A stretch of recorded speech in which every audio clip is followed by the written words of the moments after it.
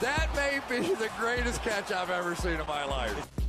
Okay, last time we made one of these videos, we had a ton of positive feedback. This is literally what I do every single day. This is what I spend the majority of my time doing, and that's breaking down teams for the people over there on Patreon. And I got a lot of teams to break down today, and also have to make a Dynasty video, so I figured out let's kill two birds with one stone. Let's go and actually just make a Dynasty video where I break down a couple teams for new members of the flock on Patreon. And of course, thank you so much for Quinny and Jaduo, who agreed to let me put their teams on this video, as well as thank you all so much just for being a part of the flock and deciding to join, in my opinion, and hopefully you agree after being in the flock for quite a while, the best Dynasty community that you are really going to find. I mean, also, of course, if you want to join this Dynasty community, you can find that link down there in the description of the video. There I'll also get an in-depth podcast breaking down your Dynasty team to go along with this. You'll get my Dynasty rankings, rookie rankings, yada, yada, yada, play in a Dynasty league with us. More importantly, just join an awesome community.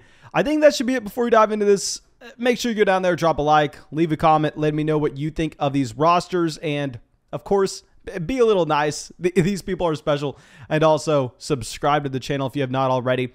And we're going to go and pronounce this first name horribly wrong. And we're going to get this team going for Jaduo. Thank you, my friend, of course, for being a part of the flock. Now, this team's going to be a little bit of a different format than what we're used to. I mean, I wanted to go through and give just a little bit back for the people playing in those one quarterback formats. Y'all know every single video we are just super flex, super flex, super flex, super flex. I mean, I do this for a couple reasons. A, that's what I play in. That's what I enjoy way more. And B, more importantly, you can watch a super flex video of me breaking down a team in a super flex format. And it really, I mean, just has the same exact evaluation than what you would find in a one quarterback format besides the quarterback position. So it's easier for me to talk super flex and have those people that play in one quarterback know, hell, we just got a really lower down quarterback value than it would be for me to talk about a one quarterback format than if you play in a super flex league. It's really hard to have an idea of exactly how you should be valuing those QBs. But nonetheless, we're going to be talking about a one quarterback format here.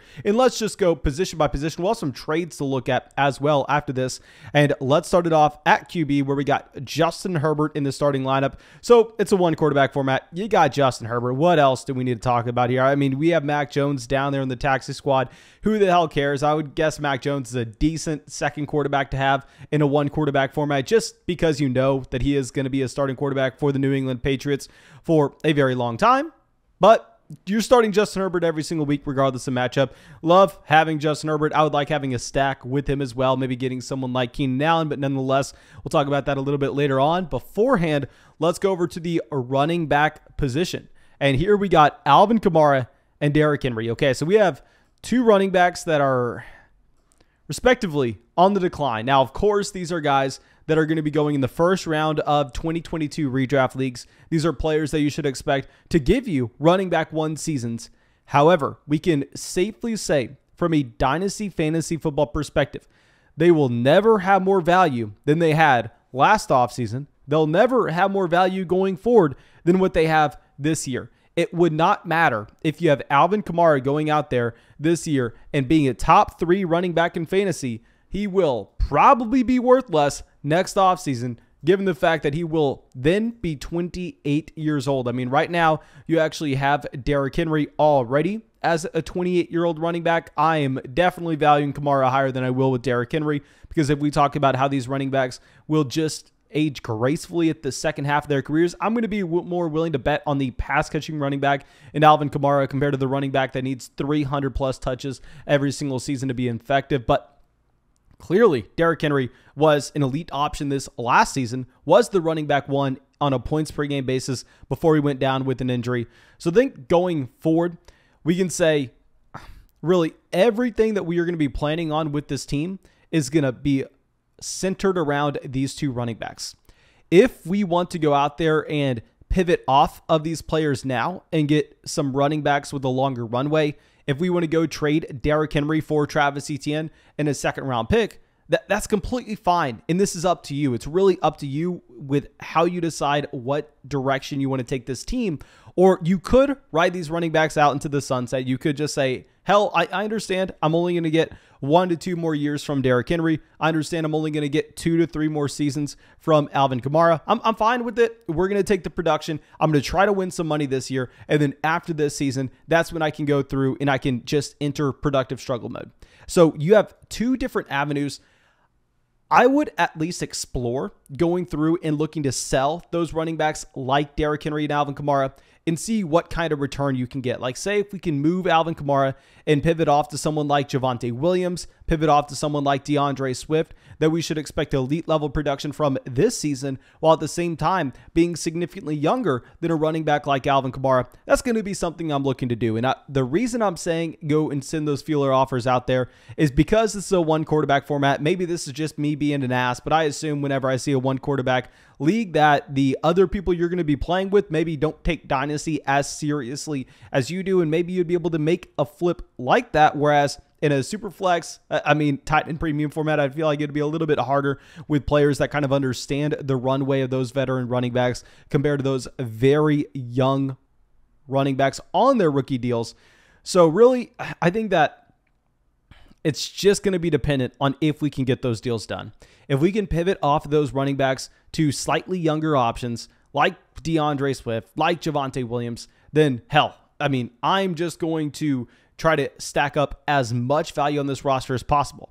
However, if your league mates are like so many other people in Dynasty at this moment that have begun to realize just the quick fall off that you are getting at that running back position, and they're unwilling to pay for the running back with 1 to 2 years left, then let's ride it out, and let's kind of talk about both different scenarios and how we can stay flexible at this time. Going down to the bench of the running back position, we have some depth. We have Melvin Gordon, Ronald Jones, Keyshawn Vaughn. Here with Melvin Gordon, he's actually a veteran running back I'm fine holding. Obviously a free agent this offseason. Don't necessarily know where he's going to go. You're hoping that he leaves Denver. With how much we've just been hyping up Javonte Williams since the NFL draft. Wasn't a big fan before the NFL draft, but once you get that capital and once you get that investment in the complete profile, you have to fall in love. I'm hoping that you have no Melvin Gordon. Going down to the taxi squad, you got Darrell Henderson. I think Henderson is honestly just toast now that we see how damn good Cam Akers looks. I think you have to be so excited about Akers, but that's a completely different video. So I think we've talked enough about these running backs. We don't have too much depth at the position. We can talk about that a little bit later on. Going over to the wide receiver position, we got Devontae Adams, we got Hollywood Brown, Chris Godwin, we got Adam Thielen as well. So you're kind of seeing that this roster is shaping up to be just a veteran-heavy team that has a lot of these older players. You got someone like Devontae Adams, and with Devontae Adams, there's a lot of uncertainty. He's a free agent himself. Now, keep in mind, he's not going anywhere. He will get franchise tagged to the Green Bay Packers. However, you could possibly have no Aaron Rodgers. You have Adam Thielen, who this is another player very similar to the Derrick Henry type, that he got 1 to 2 years left. And then beyond this, down there on the bench, we got guys like Tyler Boyd. For some depth, we have Chase Claypool, who I think will be playable. No Juju Smith-Schuster. We got DJ Chark. DJ Chark, we've talked about this before, but I really think, coming from someone who was way too high on DJ Chark last offseason, I think once you get DJ Chark with a wasted season yet again, and through his entire rookie contract, you had one promising year in 2019. I would be surprised if he gets paid really anything respectable in free agency this offseason, not expecting that we have much from DJ Chark. So looking at this, I think we're probably going to be sitting tight with these current wide receivers. However, if we were able to make one of those running back trades, as we were previously discussing, being able to pivot off those veteran guys for young, productive players right away, in that scenario, we can possibly look to see what we could get from Adam Thielen. However, if you have Kamara, if you have Derrick Henry going into the season, I'm not going to be just kind of going halfway in the middle and then going and trading Adam Thielen for, someone like David Bell. No, I'd rather just keep the veteran producer. That way we can make sure we win this year. That way we can get our league dues covered for a very long time. And then next offseason, we can go full pump mode. Now, going over to the tight end position, you got Darren Waller. With Darren Waller, I actually thought he was a lot older than he was. I believe he's only like 1 year older, actually, than George Kittle. Yeah, looking this up, Darren Waller will turn 30 at the beginning of this season. But at the end of the day, Darren Waller, I don't necessarily think you have to worry too much about his age here. I'm going to be a lot more confident in betting on a big-bodied tight end that you can just see win with his I mean, frame more so than his athleticism, even though I know he's an elite level athlete, transitioning later on his NFL career compared to what I would be with someone like Derrick Henry, who just has to take that repeated beating. I mean, down there on the bench at the tight end position, we really don't have much that we can even look at. We got Tyler Conklin, who's not really going to be anything with Irv Smith Jr. coming back, but we're fine when we got the elite level tight end in Darren Waller. I think he's a fantastic buy low candidate. Now, going over to the rookie picks that we have upcoming. Now, this is something I honestly hate to see. Hate to see. We do not have a first-round pick in 2022, which is fine. I mean, you look at how dominant this team is with all these veterans. You're not really expecting to see a ton of draft picks. However, other issues we have with this team. We do not have a first-round pick in 2023. We also do not have a first-round pick in 2024. To go through and to just trade first-round picks that far out in the future, I hate the process of it, because the flexibility that we would have to possibly pivot off of those veteran players and then to go and look at a longer term outlook, how we were discussing possibly go all in this year. And then after this season, hell, let's punt. And if we could punt after this year and then kind of line ourselves up for, say, getting the 101 in 2024 and kind of just kickstarting this process, we don't have it. So now we are put in a very difficult position where I would be surprised with this team not having any first round picks coming in, not having the flexibility to go through and upgrade the roster elsewhere. Say if we get an injury to Devontae Adams week 1 next year, we don't have those picks to be able to trade for fill-in players. We don't necessarily have a lot of depth here either. So you have to hit every single one of these guys right, which is hard enough to do for 1 year, but to start projecting that out 2 years out in advance, it's damn near impossible. So we put ourselves in a position where, honestly, I think we kind of have to start making trades. I think if we're going back and looking at some of these assets, I would probably prefer moving off of some of these studs. Someone like Alvin Kamara, while I love him, if we could pivot off Kamara, pick up Travis Etienne, a first-round pick, and then possibly another depth wide receiver like Rashad Bateman, that's something we kind of have to do, because then we are going to be able to backfill from those first-round picks that we do not have. That way, in the coming years, in the coming off seasons, this offseason, we'll have more flexibility in trade. That way we can go through and we can be ready for the year, because we've kind of pushed all our chips in the middle to having a contending team now. But just because we're going to be a contending team now, we shouldn't just completely avoid rookie picks, because those rookie picks are going to help us as a contending roster to be able to trade for things that we need throughout the season. And we simply don't have that luxury at this point. Well, let's go through and let's kind of just take a recap on a lot of the trades that got this roster to this point. So first one we're going to be looking at, we traded away Rondale Moore, a 2023 first and a third, to get Antonio Brown, Robert Woods, and a second.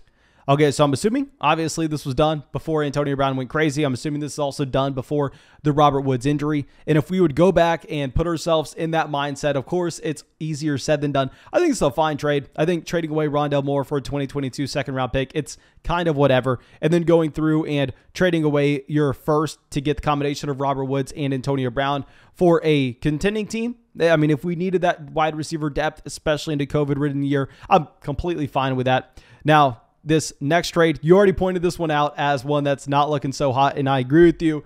This one is just killing this roster.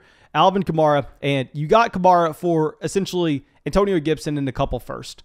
Now, this is the exact opposite of the deal that we're trying to make. We're not trying to trade those running backs on rookie contracts for veteran running backs to begin with. We're not trying to add in additional draft capital and just lessen the optionality that we will have throughout the course of the offseason to do so. You've already said this to us. I mean, to me and DM, we've already talked about this a little bit. You know why the Kamara trade is not that good.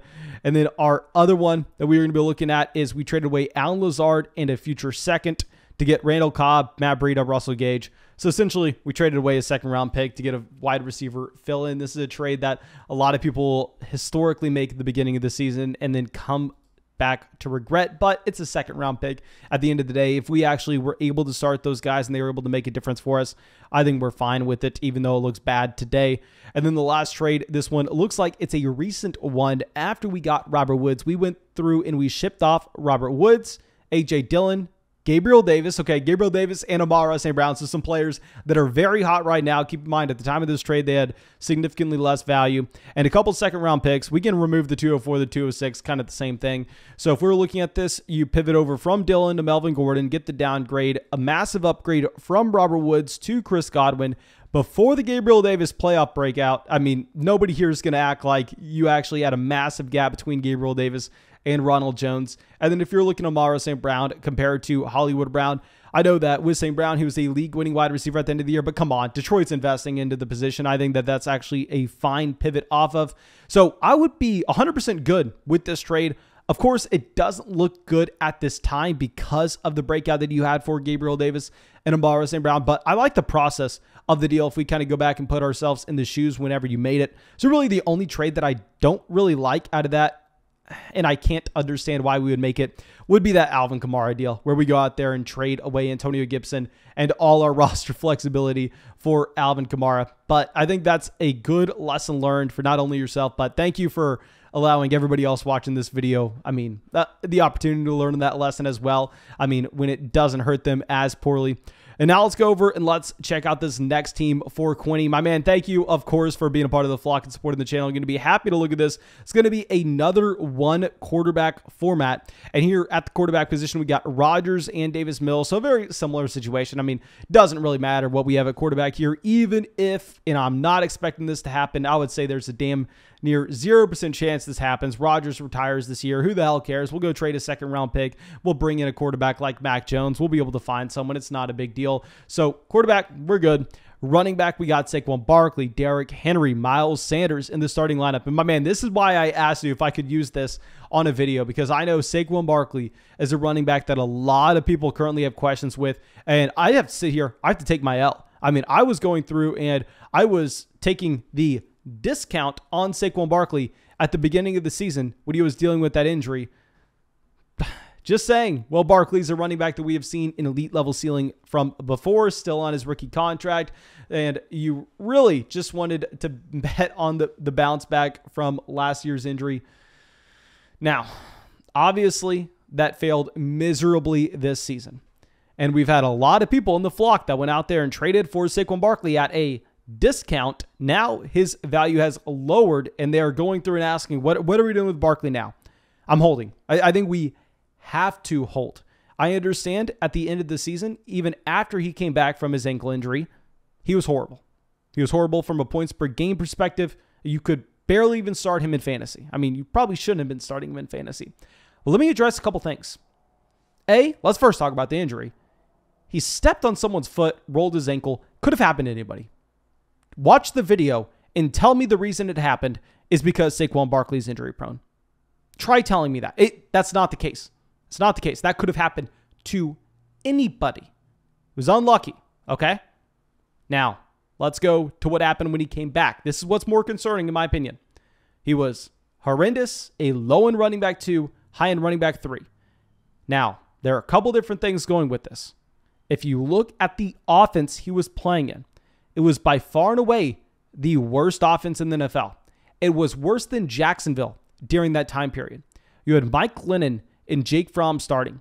You had this team going out there and having less than 150 passing yards a game through certain stretches. You had this team really with no shot to win, no incentive to go out there and lean heavily on Saquon Barkley. So you end up just getting this coaching staff deciding to split the backfield. There's no reason to use Barkley on 90% of the snaps if they're playing for nothing. Saquon Barkley's in a contract season, and he's coming off a significant injury. So if anything, I am using this as an opportunity, and I know that I told you all this last offseason. I told you all this at the beginning of the year, and I was horribly wrong, but I'm going to double down. I think Saquon Barkley is a fine buy low candidate. If this offense can improve, which it should be able to with multiple first-round picks, I think that Barkley could be in a bounce-back spot. Now, Derrick Henry, we've already discussed. going down to Miles Sanders. Miles Sanders, a very interesting player just because it's really hard to figure out what we are going to be getting with his usage, as well as just with the entire Philadelphia Eagles offense this upcoming season. But we have more than enough depth at this position. I would actually not look to move any of these running backs unless we're able to move Derrick Henry for the price point that we were previously discussing. I would find it hard to believe that anybody would be able to go and trade him for DeAndre Swift, trade him for someone like Javonte Williams. But hell, I mean, I've seen a ton over there on Patreon, people just surprising me with the trades that they're able to pull off with people in other leagues, never the leagues that I'm in, but overvaluing those veteran running backs. I mean, if I'm looking at where Derrick Henry is ranked in my Dynasty rankings, I'm at running back 16. I mean, if we could go pivot off of him to someone like Nick Chubb, I would even do that. Now, going over to our wide receiver position, we got DJ Moore, Terry McLaurin in the starting lineup, Brandon Ayuk down there in the flex. And then on the bench, we have Allen Robinson. Allen Robinson's going to be a player that I've said this before, but I'm looking to sell. Now, Allen Robinson, very similar to Saquon Barkley. This is another reason I wanted to pick this team to talk about a little bit here. It's a player that I got completely wrong. I wasn't really advocating to go get Allen Robinson in Dynasty, but from a redraft perspective, whenever he was going right next to someone like Terry McLaurin in the third round this past year, I was all about going out there and drafting me some Allen Robinson. I thought Allen Robinson was one of the best picks you could have in a redraft league just because you were seeing him come off a season that he was getting 30+% of the team's targets. We thought that Andy Dalton was a worse quarterback than Justin Fields. I guess we are possibly wrong about that. Unsure. But Allen Robinson failed, and he failed in miserable fashion. It's not like we can look at this and blame it on just the injury. It's not like we can blame it on the situation to the fullest extent as we do with Saquon Barkley, because Darnell Mooney outproduced Allen Robinson in the same exact situation. Darnell freaking Mooney and Allen Robinson not dealing with a significant injury this past season. So I am not selling Allen Robinson now because, of course, I mean, this is a wide receiver that has lost a ton of value. However, the second that he signs, I'm out on Allen Robinson. I mean, regardless, he goes to Baltimore, he goes to Green Bay, he goes to Detroit. I'm going to be taking that hype. I'm going to be flipping him. If we can say flip him with a pick that we have here, like the 203, if we can take Allen Robinson in the 203, especially in a one quarterback format where quarterbacks aren't going to be pushing down wide receivers to that range, and we can try to get up to, say, the 105, I think that would be a perfect situation. Now, going over to the tight end position, we got Travis Kelce. And Kelce, in a format like this, where if we count out these starters, I mean, he's going to be forced to be reckoned with. I mean, you are only starting 8 offensive players on a week-to-week basis here. So if you go through and you look at the percentage of the starting lineup output that's going to be accounted for by the tight end position, it's going to be monstrous compared to what you would see in a start 11, 12-team Superflex league. So for that reason, I actually like the idea of going through and rostering an elite level tight end. And with Travis Kelce, I mean, almost the opposite of what we are going to be saying with someone like Derrick Henry. This is another position, this is another player that I'm willing to just kind of hold for the time being and ride out the rest of his career. Obviously, you're going to be losing value every single day, but nonetheless, this is someone that I think the production will outweigh the trade value that you could get at this time. And of course, thank you so much for being a part of the flock, both to Quinny as well as to Jadua. And I'm so sorry for mispronouncing that name. I understand that I'm an idiot. But of course, make sure you go down there, drop a like on the video, subscribe to the channel. And if you want to join our Dynasty community, you can find those links down there in the description of the video as well. I would argue that it's by far and away the best Dynasty community that you can be a part of. And I think that should be it. Hope you have a great day and hope we get to see you out with the video tomorrow.